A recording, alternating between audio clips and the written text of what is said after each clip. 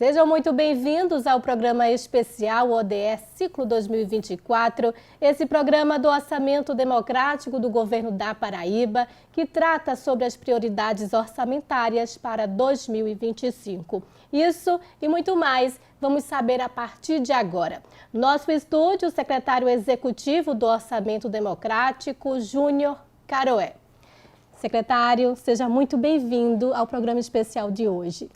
Angelina, eu agradeço muito o convite da TV Assembleia, que é um convite não para mim, Júnior Caroé, secretário de Estado do Orçamento Democrático, mas um convite para a informação ao povo paraibano, daquilo que é útil para ele e inclusive daquilo que nos ajuda a planejar melhor as nossas políticas públicas. Então estou aqui completamente à disposição de vocês para esclarecer tudo aquilo sobre a política estadual de participação social e sobre o ciclo 2024 do Orçamento Democrático que iniciamos agora na semana passada. Secretário, a primeira dúvida, ODE 2024 para 2025. O que significa isso? O que é, de fato, o Orçamento Democrático? Isso significa, Angelina, é bom que eu vivo dizendo isso em todos os cantos, que existem duas formas de explicar o orçamento democrático. Existe uma forma de explicar o orçamento democrático para os gestores do governo e existe uma forma de explicar o orçamento democrático para a população, certo? Para os gestores do governo, o orçamento democrático ele é um braço auxiliar do planejamento. Por isso que a Secretaria Executiva, hoje ela é lotada na Secretaria de Estado do Planejamento, Orçamento e Gestão, que é conduzida brilhantemente pelo secretário Gilmar Martins, na qual eu sou executivo dele. Então, nós tentamos orientar o governo no ponto de vista de que a participação ela precisa ser um método, E por ser um método, ela precisa ter regras, precisa ter um regramento de como ela deve acontecer e precisa também o governo interiorizar isso para dentro dele, do ponto de vista de entender que tudo aquilo que vem da população, daqui de Cochichola, de João Pessoa, de Campina Grande, é importante para que o governo possa se planejar melhor. Eu digo isso porque nós somos diversos secretários, mas o nosso universo eminentemente é aqui em João Pessoa.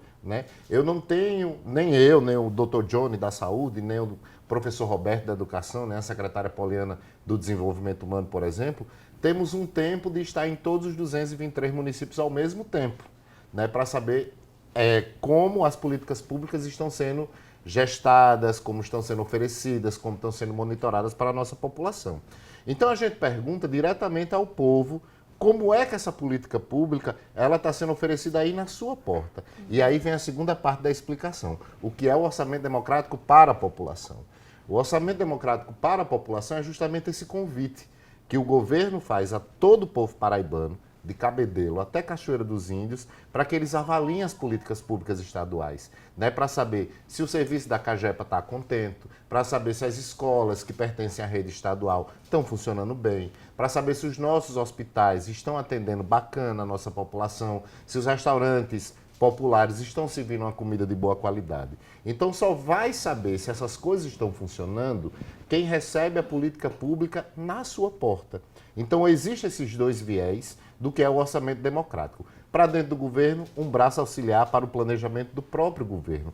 Para a população, uma forma dela se expressar melhor e, inclusive, inferir nos negócios públicos da administração estadual. Importante ressaltar que esse orçamento ele é elaborado a partir da voz popular. É por isso essas audiências nas regiões estaduais, é isso mesmo, secretário? Exatamente. O nosso ciclo orçamentário, Angelina, ele não começa necessariamente nas audiências, A gente já começa o nosso ciclo ali em meados do mês de março. Para você ter noção, o ciclo orçamentário de 2025, que é do Orçamento Geral do Estado para o ano que vem, ele começou exatamente no dia 24 de março desse ano.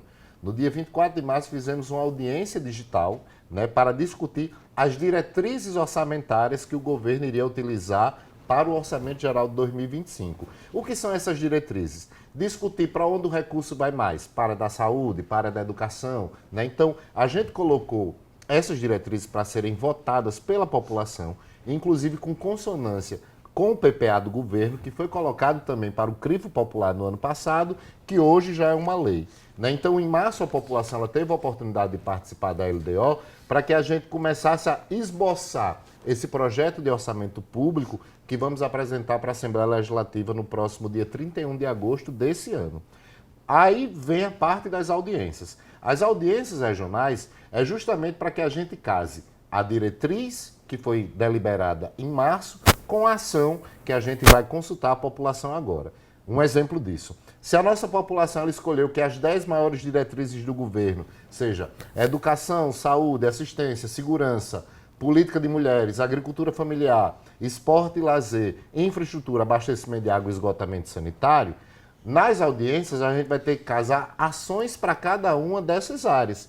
Então a consulta que a gente faz agora à população é da minúcia. Né? Se ela escolheu em março que a educação era uma prioridade, agora, durante as audiências, ela vai dizer o porquê a educação é prioridade. Ela vai dizer, a educação é prioridade porque o meu filho estuda no Estadual da Prata, em Campina Grande, e lá precisa de uma reforma. Então, vou escolher a reforma do Estadual da Prata. Ou, a saúde foi minha prioridade em março, mas eu quero que seja construído um hospital da mulher aqui no Sertão, então eu vou votar nessa demanda. A segurança pública foi minha prioridade em março, mas para que ela se efetive, eu quero que a Patrulha Maria da Penha, por exemplo, chegue até o meu município. Então, essas consultas que o governador e o governo faz à população entre os meses de maio e julho é justamente para que levantemos o maior número de ações possíveis e que a população possa votar nessas ações.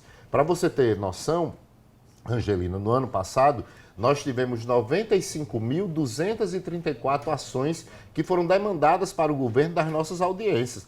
Dessas, a gente teve que escolher as 142 mais demandadas, as mais votadas, as mais participativas, para apresentar para o governo como propostas populares que iriam compor o orçamento geral do Estado, né? Então, para nossa alegria, todas essas demandas elas foram acolhidas pelos secretários e agora, na volta desse ano, né, a gente já começa as audiências prestando conta de tudo aquilo que entrou na lei orçamentária que está sendo executada em 2024, mas, ao mesmo tempo, a gente já suscita essas demandas que possivelmente, né, poderão entrar no orçamento de 2025. Eu digo possivelmente, porque não tem como a gente atender todas as demandas do Estado, né? Imagine, se o governo tivesse capacidade técnica e financeira de fazer 95.234 demandas dentro do orçamento, não precisaria nem da figura do secretário do Orçamento Democrático e nem de uma secretaria.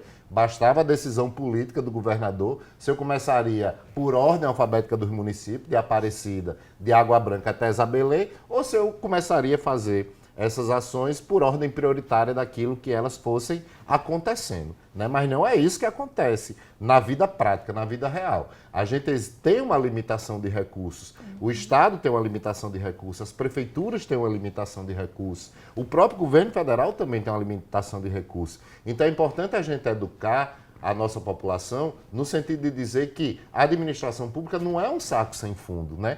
Por mais que todos nós contribuamos com os nossos impostos, a gente precisa priorizar aquilo que a gente deve fazer em cada ano, como a gente faz, por exemplo, mensalmente em nossas casas, né? Se eu tenho um salário mínimo, que a maioria do povo brasileiro, por exemplo, 70%, 80% do povo brasileiro recebe isso. Então, todos os meses, eles fazem o que a gente faz com a população. Eles fazem uma audiência dentro de casa, né? Então, eu vou separar o dinheiro daqui das minhas contas obrigatórias, da água, da energia elétrica, hoje em dia da internet, da feira, do gás, do crédito, do telefone. Separei isso. Aí vai sobrar, sei lá, 300, 400 reais do meu orçamento. Aí você vai deliberar junto com sua família. O que é que a gente vai fazer com esse dinheiro, né? A gente vai viajar, a gente vai comprar roupa, a gente vai conhecer outro estado, a gente vai para a praia, enfim. Né? Então, vai colocar no crivo da família o que é que se faz com aquele dinheiro. Então, é basicamente isso que a gente faz também dentro do governo do Estado.